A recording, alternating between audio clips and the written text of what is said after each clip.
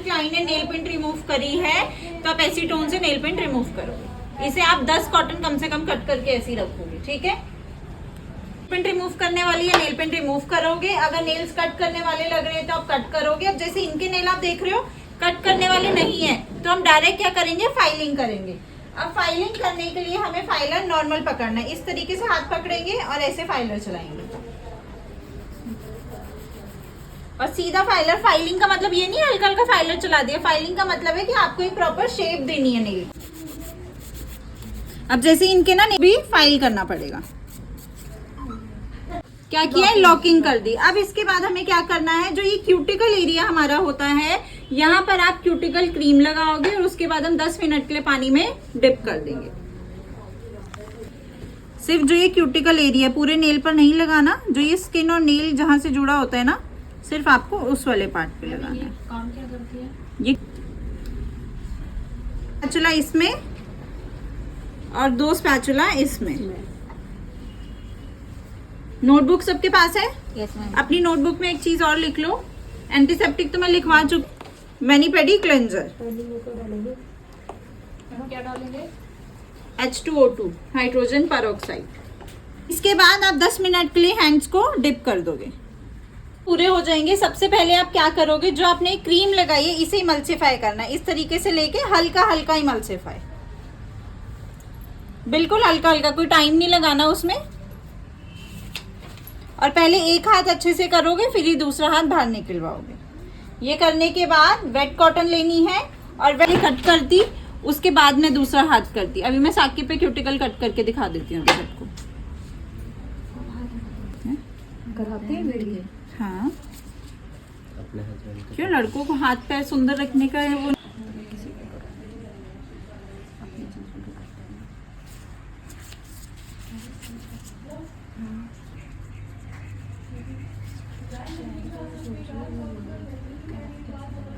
Ma'am डांट लगा दो चुप।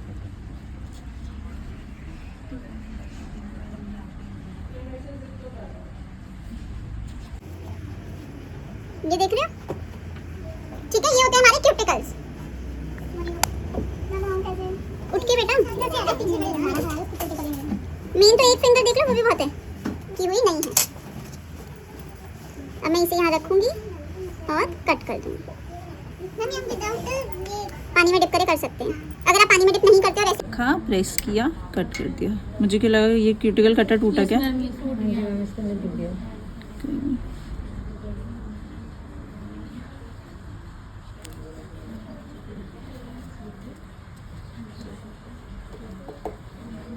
स्क्रब लेना है मैनी पे वाला, तो आप स्क्रबिंग इधर तक ही करोगे। अगर आप कर रहे हो कोई किट वाला या फिर 800-900 वाला स्क्रब तो आप यहाँ तक स्क्रबिंग करोगे, ठीक है। और स्क्रबिंग में ऐसा कोई स्टेप्स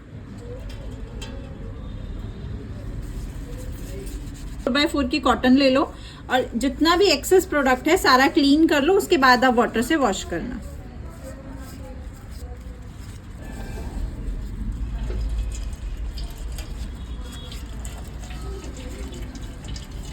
नॉर्मल शैम्पू भी हो सकता है इसके लिए, यूज कर सकते हो बट बाहर नहीं, घर पे।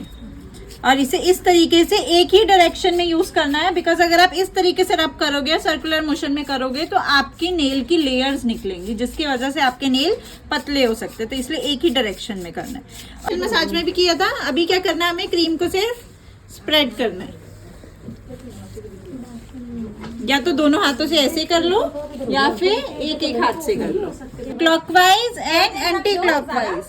अभी नेल है ना, नेल पे हल्का सा प्रेस करो, फ्रिक्शन करते हुए पीछे जाओ and then slide back. Pressure के साथ आना है, फ्रिक्शन एंड स्लाइड बैक। क्या करना है, इस तरीके से दोनों फिंगर रखी, ट्विस्ट करके स्लाइड बैक।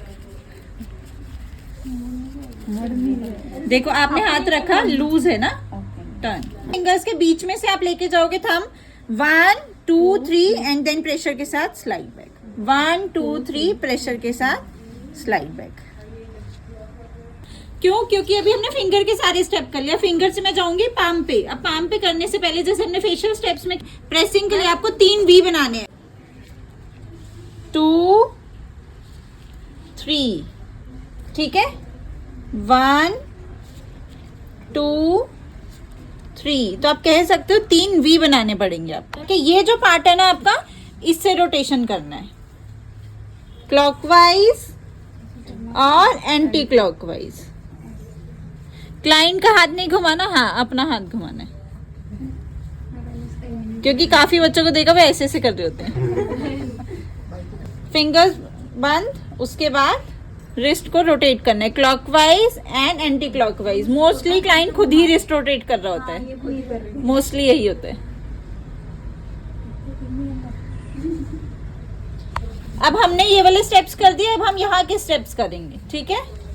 तो journal application and slide back, friction जैसे इन्फिनिटी का सिंबल होता है,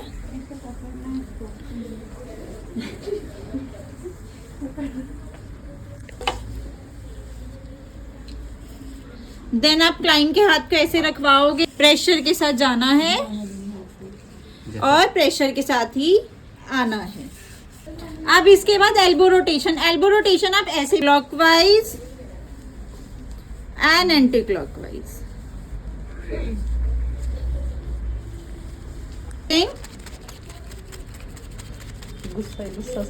टैपिंग,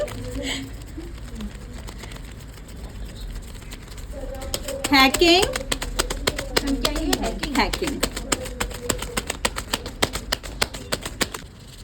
पैदल टच।